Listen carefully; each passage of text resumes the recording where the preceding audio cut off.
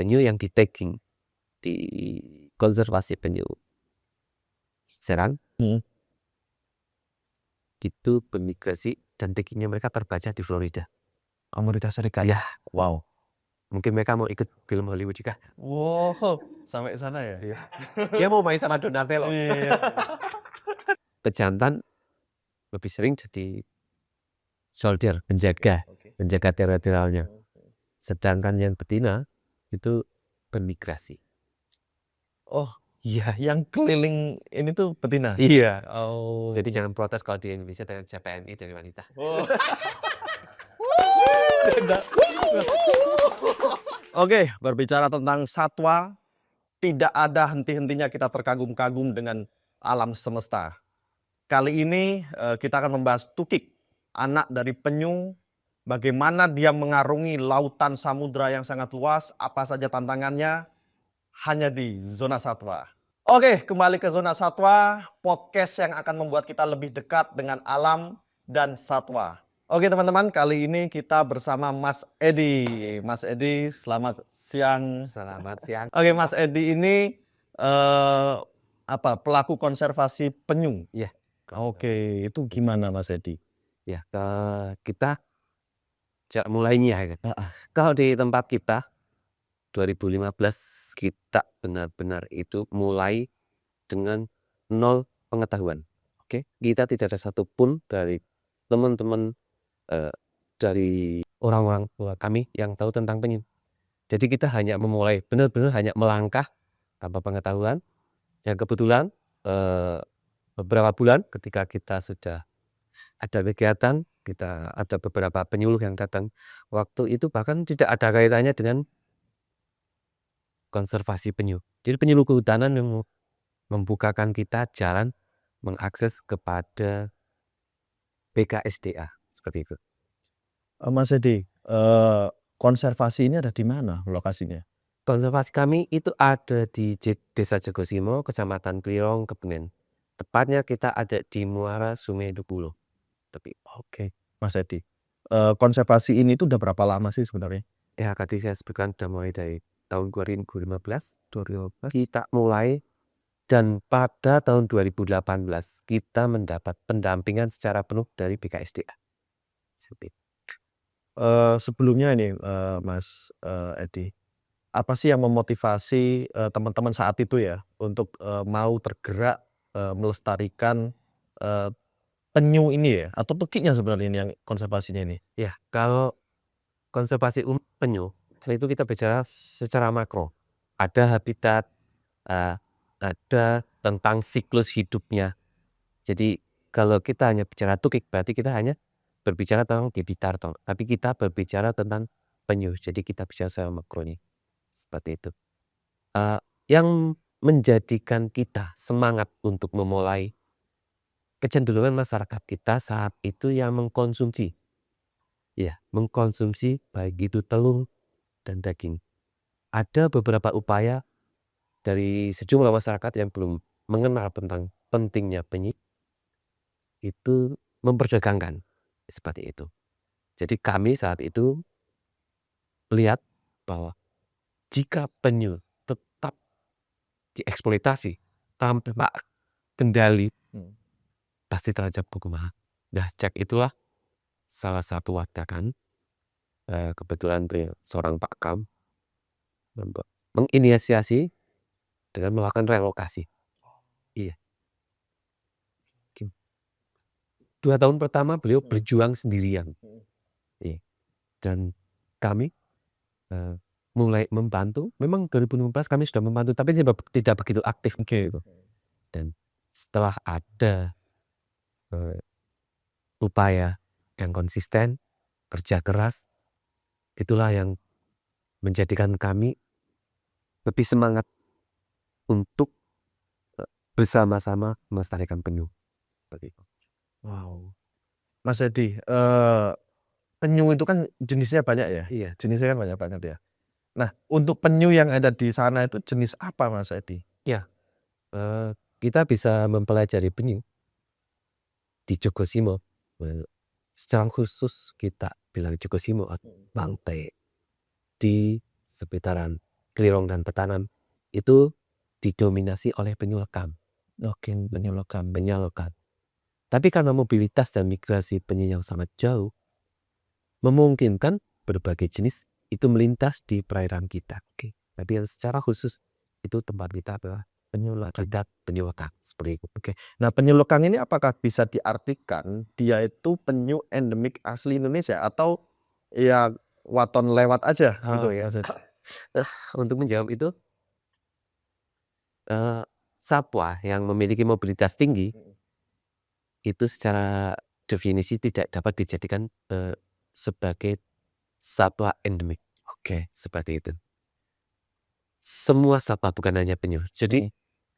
penyu yang memiliki karakter sebagai satwa teritorial ya hanya sebatas itu, tidak bisa hingga level ke endemik. Oke. Wow. Mas Edi, untuk penyu lekang ini sendiri ya, apakah kita hanya bisa menemukan penyu lekang ini di sana atau di tempat lain itu ada? Ya, sepanjang pantai selatan Jawa tentu kita menemukan penyu lekang.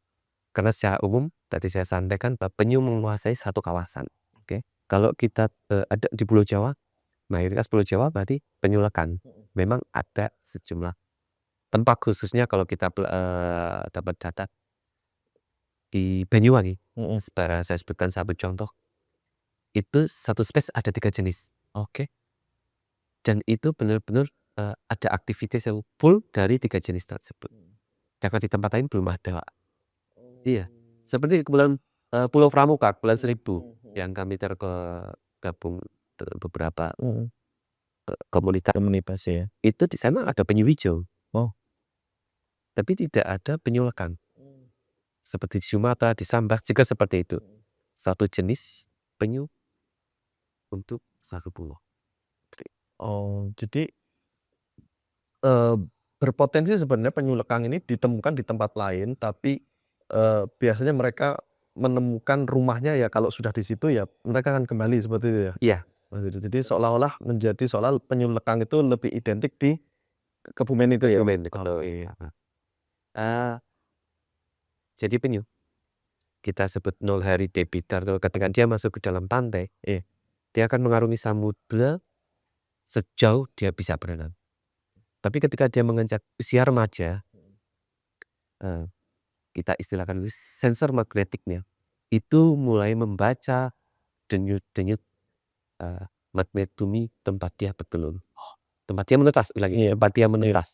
Nah, dari kita semakin dia mendekati ke zona penetasan, sinyal itu akan semakin kuat dia terima. Oke. Keren juga ya. Betul. Keren. Nah, Mas Edi, sorry ya aku kembali lagi nih, kembali ke awal konservasi tadi. Berangkat dari banyaknya black market ya, jual beli telur, jual beli tukik ya di sana. Nah, pertanyaan saya sebenarnya kenapa mereka menjual belikan dan untuk apa sebenarnya? Kalau kita mempelajari tentang penyu diperjualbelikan, satu, kondisi perekonomian, kesejahteraan saat itu kita masih sangat nelayan kita hanya mengandalkan beberapa komunitas. Ketika ada penyu, mereka ikut jual. Lalu telur. Kenapa telur penyu kita konsumsi? Karena produksi telur nasional saat itu masih sangat minim. Tapi sekarang ketika produksi telur nasional sudah mencukupi, produksi efektivitas nelayan sudah bagus, konsumsi atau memperdagangkan satwa tersebut juga secara logis berkurang. Oke. Juga semakin aktifnya kegiatan kami dalam kampanye pelestarian, salah satunya menggunakan program edukasi ke level yang paling rendah, sekolah PAUD, juga perguruan tinggi, dan melibatkan masyarakat. Itu semakin banyak masyarakat yang terutama nelayan yang tidak lagi memperdagangkan satwa, baik itu dagingnya, satwa hidupnya, atau replikanya, artinya yang sudah di air keras gitu ya. Itu dan telurnya itu sudah sangat jarang. Jarang. Kalau toh seandainya ada, itu mungkin dari 1000 kasus baru 1 seperti itu. Oke. Tapi meskipun saat ini seperti ini tetap masih ada ya? Masih Ini masih ada. kecil Iya, kecil belum karena sangat kecil, betul. oke. Mas Hadi mau nanya ini sekarang. Eh kita bicara telur tuki ya. Iya. Kita bicara telurnya nih, telurnya. Ada nggak sih kriteria atau mungkin tempat yang mereka suka untuk mereka menaruh telur itu? Apakah tempatnya lembab, kering, atau rimbun, atau seperti apa sih dia kalau bertelur itu? Sebenarnya yang mereka cari itu sepi, Oke. sepi, minim aktivitas manusia. Sehingga mereka dalam menggali pasir untuk kepulan lobak sarang itu sangat mudah. Bayangkan kalau aktivitas wisata, banyak orang berjalan, mobil bergerak, terjadi pengerasan, itu susah.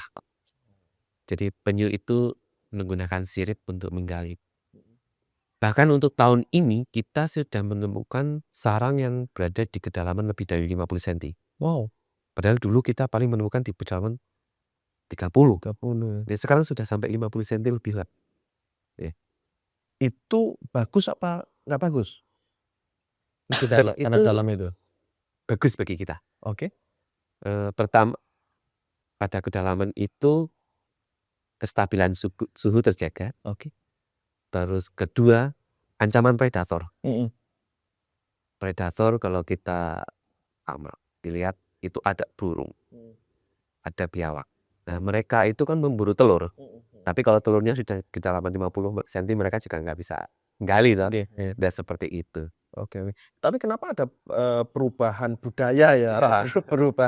Perubahan karakter dari dulu cuman 20 sampai 30 senti kedalaman sekarang jadi 50. Apa yang menyebabkan itu terjadi sebenarnya? Saya rasa setiap makhluk, baik yang bergerak dan tidak bergerak itu Tuhan menciptakan dan membekali dengan kecerdasan. Salah satunya itu. Jadi penyu itu satwa yang juga beradaptasi dari berbagai predator.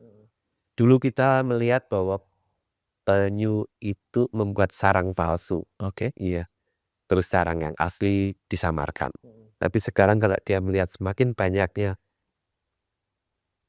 gangguan, mereka juga menambah kedalamannya. Saya rasa di situ. Wow. Keren. Tepuk tangan buat penyu. Mereka punya kecerdasan di atas kita. Wow. Kita disakiti aja nerima kok dia. Iya. Iya, Pak. Iya, wah keren. Iya. Nah, Mas Edi, sekarang aku lebih ini lagi ya. Aku pengen ngerti bedanya penyu jantan sama penyu betina tuh kayak gimana sih? Ya. Secara fisik, Iya. dari bentuk tempurung sudah beda. Oh. Iya. Terus dari perilaku juga beda. Perilaku kalau untuk kita dari ciri fisik ya, bentuk tempurung penyu betina biasanya cenderung bundar. Oh iya, oke. Sedangkan yang penyu jantan dia lebih lonjong. Oke. Terus di bagian punggungnya dia seperti mengubah seperti itu. Yang jantan ya? Iya, yang jantan. Iya. Terus pada bagian ekor, antara jantan dia ekornya lebih panjang. Oke. Sedangkan yang betina ekornya lebih lengkap. Gitu terus dari karakter dia dan perilaku ya. Pejantan lebih sering jadi soldier, penjaga teritorialnya. Sedangkan yang betina itu bermigrasi. Oh iya, yang keliling ini tuh betina? Iya. Oh. Jadi jangan protes kalau di Indonesia dengan CPNI dari wanita. Oh. Maaf menteri pekerjaan kita nggak mengakaptasi dari sini. Iya. Tapi seperti itulah. Oke. Penyu betina bermigrasi untuk jenis lekang itu antara 12 sampai 14.000 mil. Wow. Ya, mil laut. Berarti kalau dipetakan nih keliling dunianya ke negara mana aja kira-kira? Kita ambil sampel yang sudah valid, mitra kita dari Komite Nasional Geopark Indonesia itu sudah memberikan kepada kita bahwa penyu yang di-tagging di konservasi penyu Serang itu bermigrasi dan taggingnya mereka terbaca di Florida. Amerika Serikat. Ya, Wow. mungkin mereka mau ikut film Hollywood juga. Wow, sampai sana ya? Iya. Dia mau main sama Donatello. Iya. Kura-kura ninja. Ngasih selamat ke Donald Trump. Nah itu kita lihat penyu bermigrasi itu yang lekang ya, Iya. karena di Indonesia itu di Pulau Jawa itu lekang, dan kebetulan yang di Serang juga yang di tagging lekang. Itu dari jumlah yang di tagging itu memang banyak yang terbaca di sana. Terus siklusnya yang dulu masih katanya penyu kembali lagi untuk bertelur, di Serang pun terverifikasi karena petugas di sana lebih banyak, jadi bisa memantau penyu yang kembali. Itu benar siklus 2 tahunan penyu lekang bergelut ada. Dan kalau di dalam perhitungan kasar ini antara 1,5 sampai 2 tahun betul. Tapi untuk penyu belimbing yang secara dimensi jauh lebih besar, itu migrasinya ya pernah terbaca sampai 16.000 mil, dan itu siklusnya siklus bertelur ya, Iya. itu antara 4 sampai 6 tahun. Seperti itu. 4 sampai 6 tahun sekali. Sekali baru bertelur. Oke. Bukan semusim sekali ya, tapi 4 tahunan 4 tahun sekali. sekali. Dia musimnya per 4 tahun kalau untuk belimbing. Kalau Iya. untuk lekang itu secara umum bisa disebut 2 tahun. Oke. Memang ada yang pakai 1,5 tahun, tapi Iya. itu juga sangat minim. Kebanyakan antara 2 tahun. Oke. Nah terus sorry Mas Edi, karena aku lebih banyak ke ini ya, ke unggas ya. Benar. Kalau di unggas itu kan biasanya untuk merayu betina itu kan ada ritualnya. Kalau penyu ada nggak sih sebenarnya kayak gitu? Sebenarnya penyu juga, karena penelitian tentang penyu sangat minim ya. Iya. Karena lautan di dunia ini kan 2/3, jadi ilmuwan untuk mengcover penyu itu sangat susah. Dia mau meneliti penyu, kecepatannya penyu itu bisa sampai 50 sampai 70 kilometer per jam. Pendengarannya dengan cakupan yang begitu luas. Untuk dengan pasangan dia kategorinya setia. Jadi walaupun migrasi sampai 12.000 mil, dia kembali ya ke pasangannya. LDR ya? LDR berat. LDR mudik. Nanti produksinya kalau Mas mudik ya. Oke. Nah, Mas Edi, sorry, aku kembali lagi. Aku masih penasaran gini. Aku pernah dengar telur penyu itu akan menjadi jantan dan betina itu sesuai dengan ketika dia di dalam tempat menetas itu ya, atau mungkin di dalam pasir itu berapa Istilahnya inkubatornya lah. Oke, inkubatornya tergantung berapa kehangatannya, benar nggak sih? Betul, ya betul. Jadi ada perbedaan antara unggas dengan reptil ya. Iya, betul. Nah, kalau di unggas biasanya yang temperatur tinggi itu jadi jantan. Oke. Tapi kalau di reptil kebalikannya. Oke. Jadi temperatur yang antara 28 Hmm. itu jadi jantan. Nanti yang antara 31 itu malah jadi betina. Oh, malah kebalik. Berarti semakin dia rendah, banyak jantannya. Banyak Nah, jantannya. kalau yang jenengan bilang tadi kedalaman 50 kan semakin rendah. Iya. Jantannya apa itu? Iya. Sebenarnya kebutuhan jantan juga sangat tinggi karena secara kita hitung-hitungan matematik saja. Iya. Paparan matahari kan semakin banyak. Oke. Nah, itu rata-rata temperatur di kita aja pada kedalaman 20 cm itu masih 34 derajat. Dan setelah kita amati satu persatu epidatel itu dari 150 atau 160 itu kita temukan jantan paling 1, Mas. Jadi kalau cuma poligami 1 jantan 4 betina, kurang Pak. 150 betina. Wah. Iya, Mas Edi, nambah? 1:100. 150 Pak. Jadi kalau sekarang SMK untuk kelompok industri didominasi oleh siswi, ya jangan protes Pak. Oke. Iya, jadi mungkin jurusan akuntansi besok yang masuk malah pria gitu. karena perbandingan betinanya perempuannya lebih banyak. Wow, ya. Aku yang tak pikirkan adalah sebegitu cerdasnya mereka paham suhu, dunia global sudah memanas dan dia paham bahwa dengan, panasnya ini tadi lebih banyak betina sehingga dia menggali lebih dalam untuk menciptakan banyak jantan mungkin ya, Iya. salah satunya. Masalahnya yang kita, perhatikan mungkin di situ. Karena apa ya, selain faktor dia pertahanan dari predator, Iya. saya rasa kita kebutuhan Menghitung jantan. itu juga ya, karena memang mereka merasakan lah, efek global itu ya. Iya. Wow. Nah, Mas Edi, nyuwun ngapunten, kembali lagi ke pelakunya nih, Mas Edi dan teman-teman. Bagaimana Mas Edi bisa menemukan ini sarang penyu atau bukan? Ciri-cirinya gimana? Satu ya, kita orang Jawa pasti menggunakan ilmu nipen. Itu ilmu yang tidak ada karena kita, pada tahun 2021, Iya. kita pernah diperkenalkan dengan detektor. Oke. Tapi itu maaf Pak, menggunakan sonar atau gelombang. Oke, Itu nggak efektif banget. Area yang tercover di Jogosimo saja sudah 11 hektar. Bayangkan alat seperti stick ini kita meng-cover 11 hektar. Belum di desa sebelah, tetap masih jadi tanggung jawab kita. Kurang lebih kita mengelola sampai 40 hektar, kalau alatnya cuma 1 kita ya nangis. Wah. Paling aman kita menggunakan ilmu DTM wong Jawa. 1 mangsa, peran pemungso berperan. Kedua,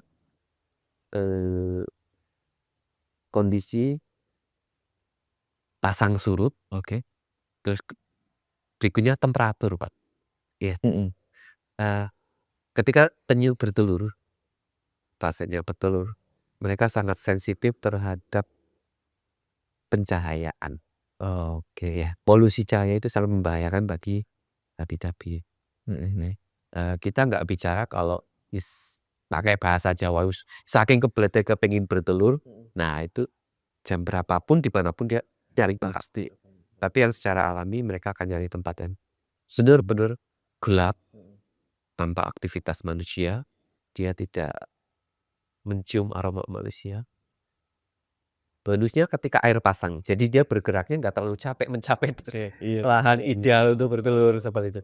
Karena untuk 2 tahun terakhir yang kita amati, kita dulu punya siklus bulan Juni baru bertelur. 2 tahun ini kita pertengahan April sudah bertelur. Dan yang unik pada tahun ini, pertama kali kita temukan penyu bertelur jam 7 malam. Biasanya jam 10. Oke, biasanya lebih malam. Paling cepat jam 10 kita itu mendapatkan data itu yang sekitar tahun 2021. Itu mereka naik jam 10, itu sudah sangat maju dari jamnya biasanya yang antara jam 12 atau jam 1. Tapi sekarang jam 7 sore sudah naik bertelur. Padahal biasanya kalau jam 5 sampai jam 7 itu mereka positioning ya, mereka cari tempat untuk bertelur. Masih Review ya kan.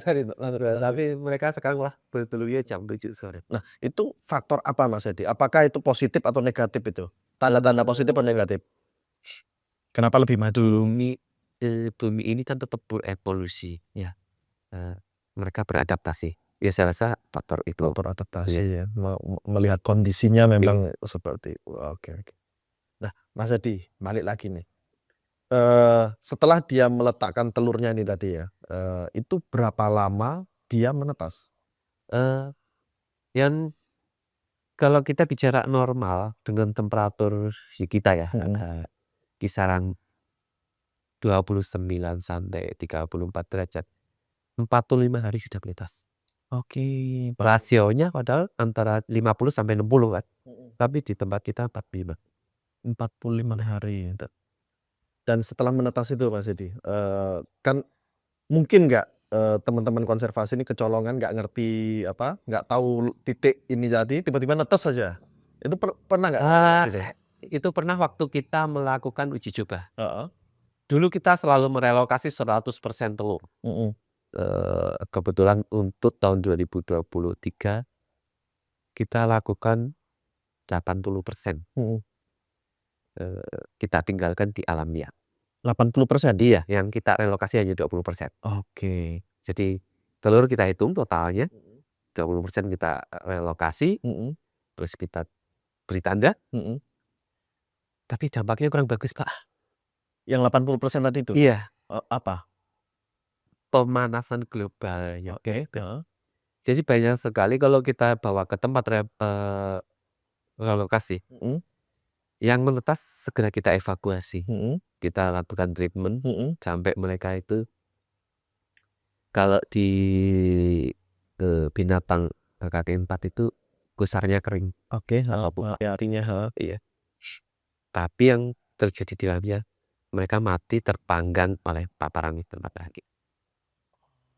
Saat itu, kita menemukan baru di 2 sarang. 2 sarang itu kita temukan ada lebih dari 40. Dan mereka mati di kedalaman antara 10 sampai di 10 senti ya, sampai ke permukaan. Oke. Iya, Jadi dia belum sempat keluar, belum sempat, mencapai titik air, tapi dia sudah mati karena terlalu panas. panas. Iya, betul. Di tempat kita, saya, punya satu pengalaman yang getir bagi saya. Ketika kita menyajikan kata tentang temperatur tertinggi yang kita terima. Heeh. Berapa, Pak? 74 sampai 81 derajat di permukaan pasir. Itu kita mengukur pada bulan Februari waktu itu, Februari tahun berapa itu? tahun 2022. Oh, kemarin? Iya deh, oke, baru Itu 2022 kita ukur temperaturnya 81 tertinggi. Bahkan dari Komited saya mhm, bilang, minta kita ganti alat, itu alatnya sudah rusak. mhm, Setiap hari kita kalibrasi, Pak, mhm, gitu. mhm, mhm. Dan memang, ada masa di mana, gumuk pasir kita itu memiliki temperatur yang sebegitu tinggi. Itu antara jam 11 sampai jam 1. Iya, iya, iya. Nah, jadi kalau baby turtle itu dia salah membaca waktu keluarnya, Iya, dipastikan mati. nothing. Nah, memang secara umum baby turtle itu keluar setelah, matahari condong ke barat. Mhm. Biasanya jam 4 sore atau pernah terjadi juga waktu kita lihat itu jam, 6. Jam 6 sore itu bila udah benar-benar senja kita lihat banyak mereka beriringan masuk ke laut, Mhm, mhm. seperti itu. Tadi, hal yang paling kita sayangkan waktu itu ya, kita juga Iya. kita perlu riset. Mhm. Nah, sejak itu kita menolak opsi untuk menyisakan 80% untuk menetas salam. Mungkin kita akan menggunakan itu kalau sarpras kita sudah Sudah siap. siap Iya, ya, iya, iya. dari sistem penjagaan. Mhm, Karena apa? Kita punya barrier alami berupa mhm. sungai. Oke, iya, iya, iya. Jadi kalau teman-teman mau menjaga sana kan kasihan gitu, Heeh. seperti itu. Wow, dan suhu segitu tuh bukan hanya tukik ya, kita goreng telur aja mateng ya, Mas, ya, Mas? Yang pernah kita itu bersama manajemen dari pemberi CSR Mhm, kepada mhm. kita ya, Iya, iya. kita survei jam 11.45. Mhm, Jadi saya nawari, "Silakan pakai alas kaki saya," gitu, karena ada beberapa yang nggak pakai alas kaki. mhm. "Saya nggak bisa jalan, Pak." Mhm. Bener-bener, Pak, temperatur itu bikin kaki kita Wow. itu kayak mati. Iya, iya, iya, iya. Nah, tapi ngomong-ngomong gini, Mas Edi, dengan, banyaknya effort teman-teman, konsentrasi atau fokus ke Tuki ini tadi kan otomatis nyun ngapunten, waktu, tenaga, pikiran, terus banyak hal yang akan dikorbankan. Pertanyaannya terus, siapa yang biayai, Itu, ini tadi konservasi? siapa yang membiayai? Salah satunya kita menggunakan opsi CSR. CSR, Iya, oke. alhamdulillah dulu, penyu sebagai jembatan. Mhm, Jembatan dari program pembangunan laut dan mhm, darat. mhm, Kan jadi satwa yang bisa mewakili itu kan cuman penyu ya. mhm. Itu banyak sekali perusahaan internasional atau multinasional itu terlibat di dalam konservasi, seperti itu. Jadi, kami sendiri sudah ada 2 perusahaan yang ya sejak tahun aktif melibatkan diri dalam, langkah-langkah konservasi seperti itu. Artinya di sini bukan hanya swadaya masyarakat ya, Iya. Mas Yadi. Jadi artinya ada kepedulian dari mungkin pemerintah atau mungkin dari orang-orang swasta yang juga ternyata peduli dengan alam, khususnya penyu-penyu ini tadi. Iya. Dan kembali lagi, apa efeknya Mas Yadi ketika nyuwun ngapunten penyu ini punah? Efeknya kemana sebenarnya? Kita melihat itu satu, Hmm, penyu ada di mata rantai makanan. oke. Ya, jadi penyu itu kalau bahasa paling mudah itu apa? Tukang kebun laut. Oke. Pak Pon. Penyu ketika masih anakan Mhm, dan mhm. belum mencapai usia 20 tahun ya, Iya. lekang ya, kita bicara lekang aja yang paling Iya, ada di Jawa sih. iya, iya. Mereka cenderung menjadi karnivora, makan daging-daging ikan, Mbak. Iya. Ada udang, ada ubur-ubur, ada cumi.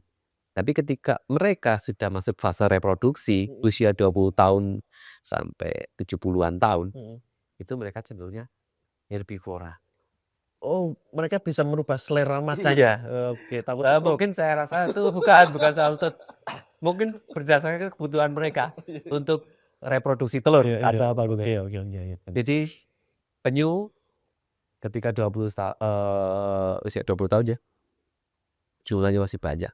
Mereka itu makan apa? Rumput laut, ada lamun, pokoknya semua eee, tumbuhan yang ada di laut. Itu yang utamanya mereka makan. Kenapa? Karena mereka tadi disebut tukang kebun. Tukang kebun kan bersih-bersih, Iya. merawat. Kalau sampai ada banyak rumput laut yang mati atau lamun yang mati, di dasar laut kan jadi sampah. Iya. Walaupun sampah organik betul. Mhm. Mereka akan menghambat pertumbuhan mikroba, plankton. Nah, kalau plankton sudah terhambat, mikroba sudah terhambat, produsen paling banyak dari oksigen kan plankton, Pak. Mhm. Iya. Manusia rugi, Oke. oksigennya sedikit. Yang berikutnya, mata rantai makanan yang saya sebutkan tadi, plankton dimakan ikan kecil Iya. kecil, ikan sedang. Mhm. Kalau ikan sedangnya sudah tidak ada, nelayan mau apa? Kita nggak bisa lagi makan ikan laut. Nah, terus kita ambil contoh perusahaan otomotif. Mhm. Kalau sektor lautnya mati, Mhm. mereka mau kirim apa? Mhm. Mereka bikin mobil angkutan, mereka bikin minyak bumi atau bensin untuk menjalankan perahu. Tapi yang diangkut tak ada, ya manusia sendiri yang rugi. Jadi pentingnya penyu bagi bagian dari mata rantai makanan, ya seperti itulah. Iya. Kalau sampai penyu nggak ada, kayak ngerawat dasar laut siapa? Gitu. Efeknya panjang ya. Iya. Rentetannya tuh sampai sebegitu luasnya, sampai ke nelayan juga. Iya pasti, karena produksi ya sekarang produksi apapun kan berarti kita kaitan utamanya sumber makanan. Iya. Ikan kalau nggak ada sumber makanannya ya udah game over lah. Iya. Kalau kalau kita bilang mobilitas, kalau nggak ada yang diangkut mau apa? Ya seperti itu. Oke, Mas Adi. Iya. Sedikit ya tentang setiap dia masuk musim nih, itu bulan apa sih sebenarnya, Mas Adi? Tadi kan kita sudah Iya. masih muda. Iya. Awalnya kita di bulan Juni, tapi Mhm. untuk 2 tahun terakhir kita pertengahan April sudah ada. Pertengahan April Pertengahan sudah April, ada. iya. Heeh. Dan ini baru terjadi 2 tahun. 2 tahun Iya. terakhir pertengahan April. Iya. Biasanya di bulan Juni. Juni. Nah, untuk musim itu tadi Mas Edi, rata-rata nih berapa betina total satu musim untuk naik ke dalam untuk bertelur? Dari rasio yang kita ada ya, kita per tahun bisa mendapatkan kurang lebih 4.000 butir telur. Oke. Ya. Terus bila itu tidak ada gangguan, persentase keberhasilan kita menetaskan itu bisa sampai 96%. Wow. Sangat tinggi. Iya, iya. Dari 4.000, kalau kita tadi perbandingan ada 150 betina, 1 jantan, artinya jantan itu kita perkirakan hanya kita menghasilkan sekitar 50, 30 sampai 50 ekor. Itu kita pernah menghitung memang ada 37 37 ekor. Itu dalam 1 tahun kita menghasilkan jantan. Seperti itu. Tapi ingat, di dalam konservasi kenapa kita melakukan upaya konservasi, berarti kan sudah ada ancaman Oke, betul, kegagalan. betul, betul. Ada banyak hal yang membuat kita gagal dalam menetaskan telur. Kalau faktor alami itu kita ada gempa yang secara umum di unggas ataupun di reptil itu pasti gagal menetas. Oke. Terus aktivitas manusia. Setiap aktivitas yang menimbulkan getaran besar dan kontinu itu membuat telur gagal menetas. Iya. Kita ambil contoh kalau kita pernah dekat kita ada proyek ya seperti itu. Mesinnya bertelur ada pengerasan jalan. Oke. Tentunya mesin hammer itu bergerak dulu. Getaran tersebut itu yang membuat periode itu selama masa pengerjaan telur yang kita inkubator itu gagal. Total. Tidak tersep satu dua. Satu pun waktu itu kurang lebih masih tersisa sekitar 6 sarang. 6 sarang tidak ada satupun yang lepas. 6 sarang tidak ada satu karena getaran dari pengerasan jalan. Iya. Dengan hanya sehari atau berhari-hari itu. Pengerjaan itu continue. Kan nggak mungkin kita ngeraskan Iya. ikan aja sampai waktu itu kurang lebih ya 5 hari. 5 hari Iya. berturut-turut. Iya. Tapi kemarin ketika tidak ada pengerjaan itu aman-aman saja gitu. Oke.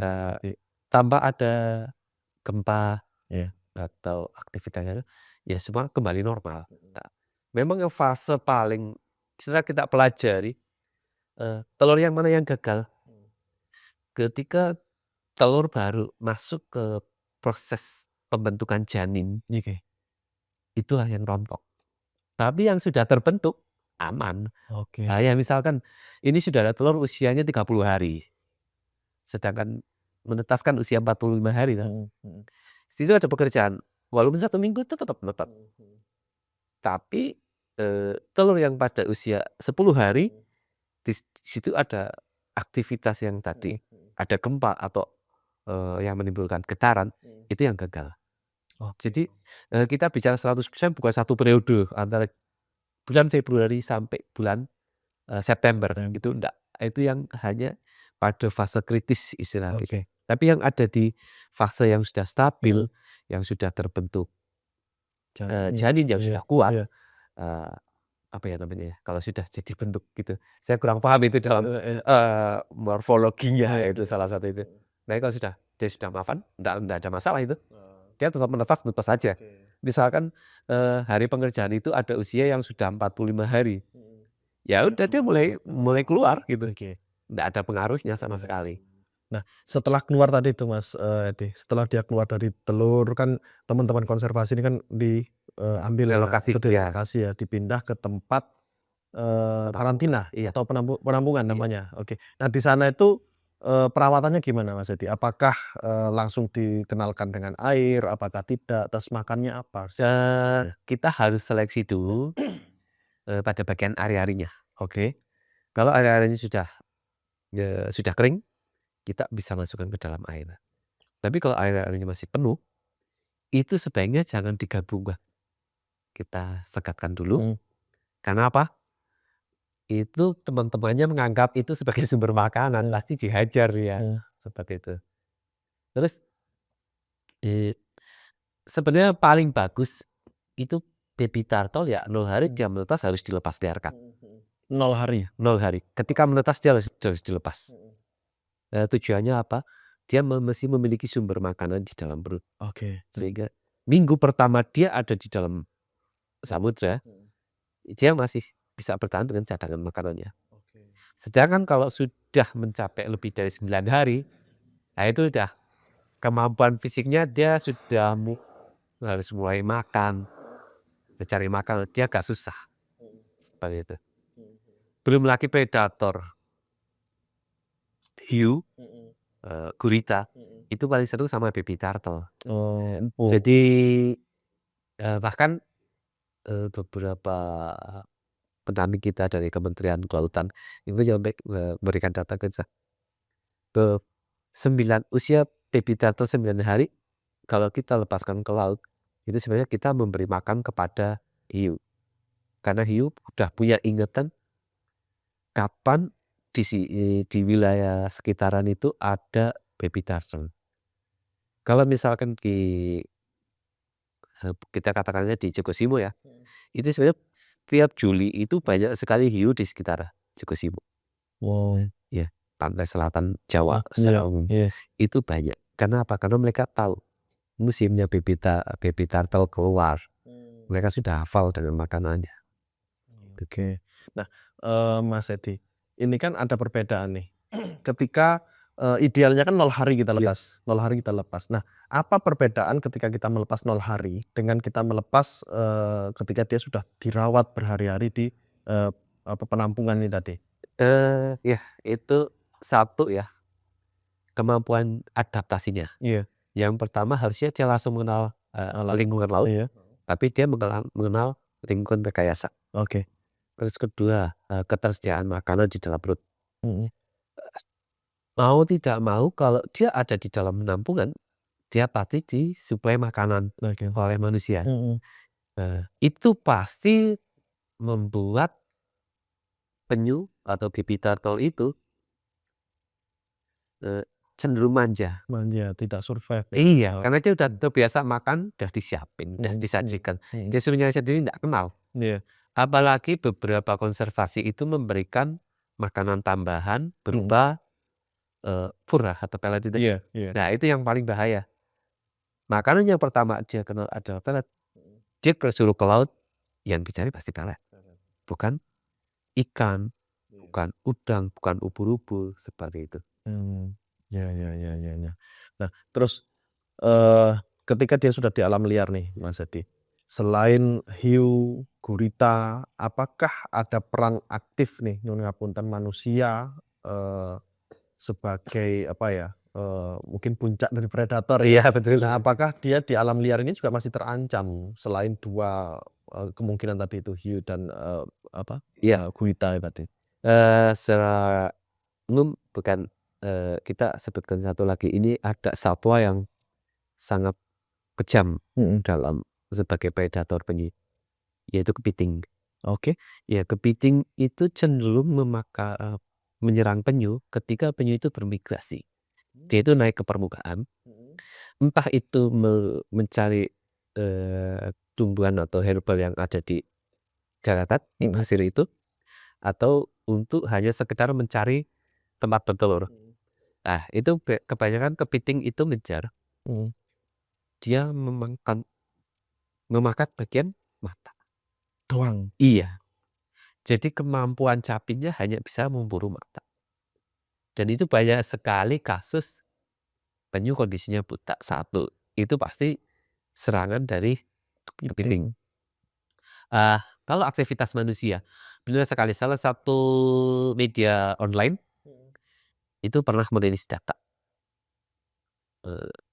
dalam 3 dekade terakhir, itu terjadi pembantaian terhadap 20 juta penyu. Oke. Iya. Nah, jadi itu dihitung secara global ada 7 jenis ya, itu sudah 20 juta. Tapi yang miris atau ironinya, kita hidup di era milenial ya, segitu banyak teknologi. Itu peruntukannya untuk apa, Mas? Artefak virtual. Dari 20 juta itu Heeh. terdeteksi ranking tertinggi untuk keperluan artefak virtual.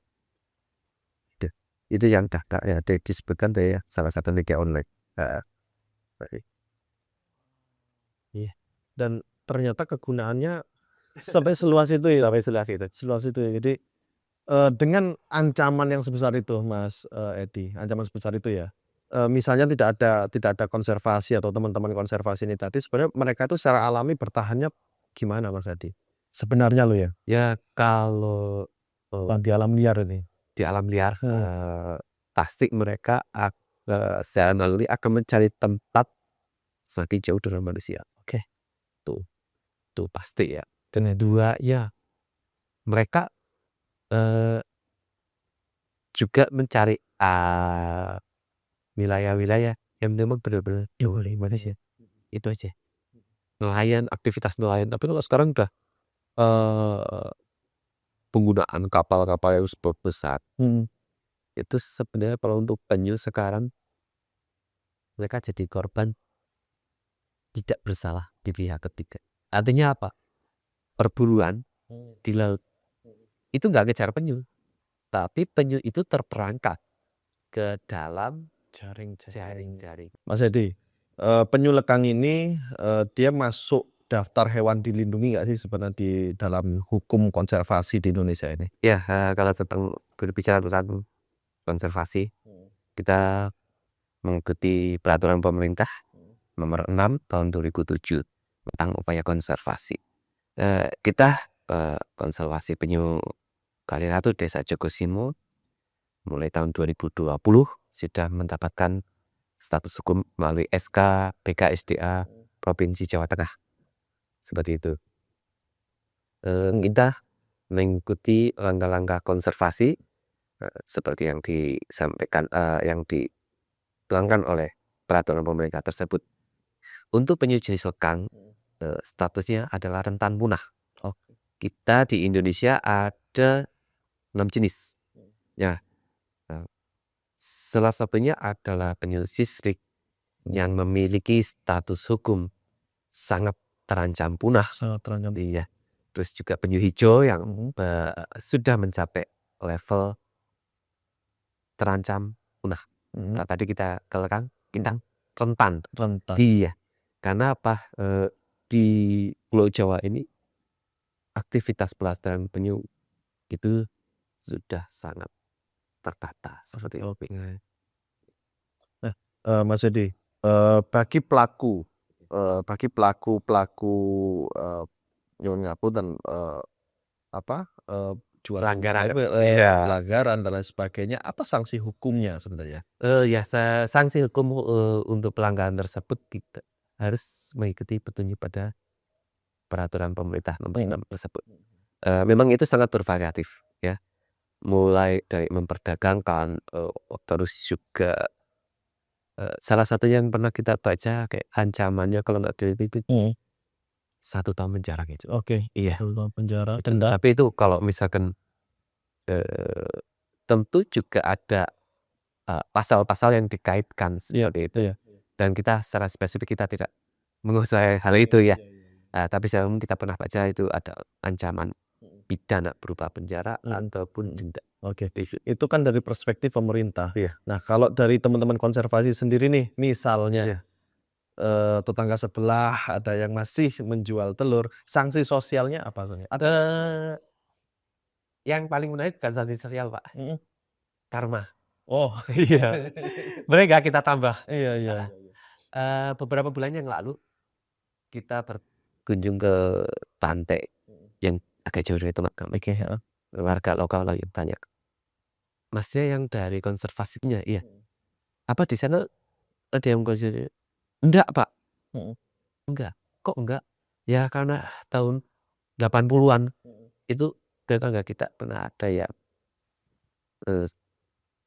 jaringnya tersangkut penyu. Penyu itu dibawa pulang terus disembelih. Yang dilakukan oleh tetua desa kami itu langsung negur. Kalau kamu hanya butuh daging ke tempat saya, kamu bisa makan daging. Kalau butuh uang ke tempat saya. Ya terjadi apa? Ya biasalah orangnya nggak tahu kan ngeyel. Dalam waktu 1 bulan lingkungan kami 10 ekor sapi mati mendadak. Iya. Itu karena waktu itu Pak Tetua juga udah menyampaikan korbannya paling minim ini sapi atau kita nyebutnya lembu. Iya. Kalau enggak bisa kamu sendiri seperti itu. Nah, kembali ke orang yang beberapa bulan lalu cerita, itu memang orang yang mau nyembelih penyu sendiri. Dia di rumahnya mati mendadak itu 5 ekor sapi. Nominalnya kalau 1 ekor sapi 20 juta kali 100 juta. Padahal penyu kalau itu dijual di pasar gelap paling laku 200.000. Iya. Itu kalau berani nyembelih penyu. Itu karma yang didapat. warga sebelah kita juga ada yang jaringnya lepas. Ada 1 ekor penyu yang berbaik hati, memaikan jaringnya. Nah, itu seperti ada komunikasi dengan manusia. Dicampur diambil, plus penyunya dijual. Waktu itu sudah ditegur, kembalikan saja, kamu sudah ditolong sama penyu. Enggak, yang dari laut mau saya jual. Dia jual. Nah, waktu itu dia cerita ke saya laku 400.000. Dia pergi ke laut, yang terjadi apa? Perahunya terbalik, mesinnya jatuh tuh. Dia dibantu temannya, dievakuasi, beli mesin lagi. Berikutnya yang terjadi adalah perahunya patah, terkena ombak, tenggelam semua. Dan dia dievakuasi lagi ekonomi. Jadi kalau di tempat kami, sanksi pidana mungkin karena kita terlalu jauh dari jangkauan penegakan hukum, mungkin masih minim lah. Tapi karma ya, hukum alam itu yang tidak dapat kita pungkiri. Dan bukan hanya 1-2 orang, kita sudah bertemu dengan 4 orang yang semuanya mengalami karma penyu seperti itu. Wah, Mas Edi, pesan-pesan buat teman-teman pelaku konservasi, apa sih yang ingin Mas Edi sampaikan? Oke, buat teman-temanku yang ingin memulai konservasi, 1, tidak ada kesuksesan yang instan. Jadi kita harus punya komitmen, kerja keras, ya, komitmen, kerja keras, dan 1 lagi, continue. Nah, komitmen, kerja keras, dan continue, itulah yang akan membuat kita sukses dalam berupaya konservasi. Kalau 1 bonus kecil ya, kita perlu sedikit memotong rasa takut kita. Karena di konservasi kita ada di alam dan pasti sendirian. Alam liar memberikan kita sejuta tantangan dengan bonus sebuah kebanggaan. Oke. Jadi kan belum ngomong dong. Lali. Dikon gitu ya warnanya. Oke teman-teman, podcast hari ini kita tentang satwa tukik ya, tukik. Kita belajar banyak ya teman-teman zona satwa. Dari hewan kecil ini kita belajar banyak hal tentang kehidupan masa depan. Karena dari cerita Mas Edi tadi ini, berapa tantangan dilewati oleh tukik, dari dia menetas, keluar dari tetasan, menghadapi lautan, menghadapi tantangan-tantangan yang luar biasa. Mereka harus bertahan. Untuk siapa? Untuk dunia, untuk semesta. Karena kehadiran mereka sangat penting. Seperti yang Mas Edi bilang, efeknya bukan hanya mereka bisa memakan rumput, tapi mereka bisa memberikan efek yang sangat luas, bahkan sampai ke nelayan. Artinya apa?